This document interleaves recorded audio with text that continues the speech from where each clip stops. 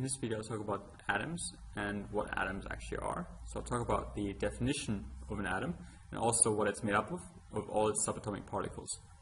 I'll show you how to draw a hydrogen and a helium atom, that's the least you should be able to do, and also show its subatomic particles, so its protons, electrons, and neutrons. I'll also make sure you understand that the number of protons and electrons in an atom should be the same because it has an overall neutral charge. So let's get started. So first of all, what is an atom? The definition of an atom is this: it's the smallest particle of a chemical element that can exist. So if you look at elements, we've got 118 different elements, and each element if we look at the smallest part of it, all those would be atoms. So basically, every element is made up of atoms. Now, you should also know that elements are basically just matter, and matter is anything that has mass. And all mass is made up of atoms, right? So if we talk about, for example, gas particles or liquid or a solid, right? So gas, liquid, and solids, they're all made up of atoms. Not just usually one or two of them, but usually trillions. So matter is made up of atoms, and the number of them is ginormous because atoms are so small, so we are made up of trillions and trillions of atoms. The chair around you, the grass around you, you and me, we're all made up of atoms. Now what, again, is the atom? So the atom I mentioned is the smallest part of an element, and this here would be one example of an element. So we have He, that's the symbol, and He stands for helium. Now we have two numbers. The smaller number will usually be the atomic number, and it can be on top or on bottom, so that's the atomic number. And this here is called the atomic mass. So atomic number and atomic mass. The atomic number, so the top number over here, that's going to be showing you the number of protons. So if we have atomic mass of 2, that means, atomic number of 2, that means we have 2 protons.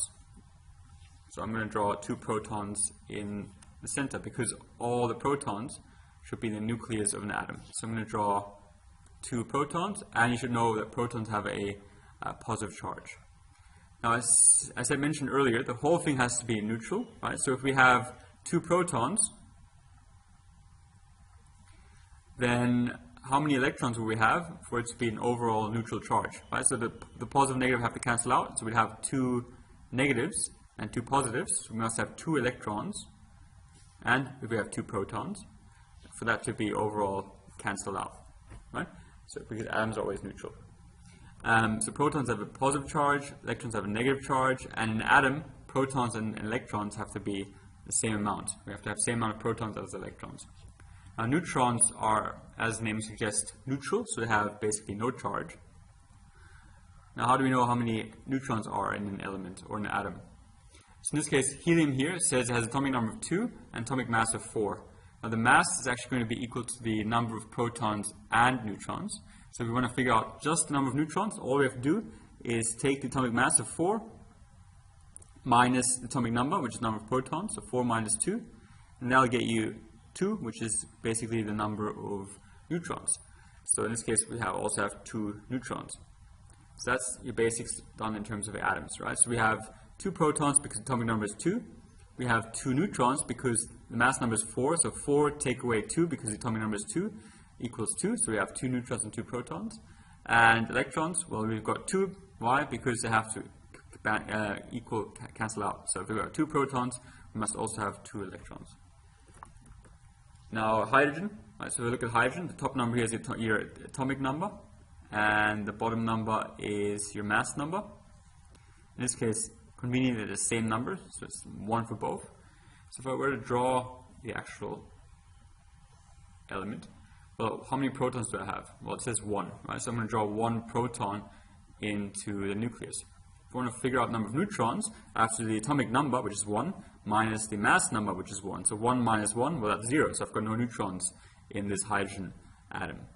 And remember, the amount of protons and electrons has to be equal. So if I've got 1 proton, I also have to have 1 electron. So 1 and 1, that means this whole thing is neutral, and that's what my hydrogen atom looks like. That's hydrogen here, and the other one was helium.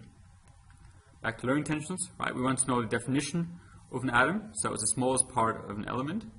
All subatomic particles, so that's the protons, the neutrons, and the electrons, and the fact that the protons have a positive charge, the electrons a negative charge, and the neutrons no charge.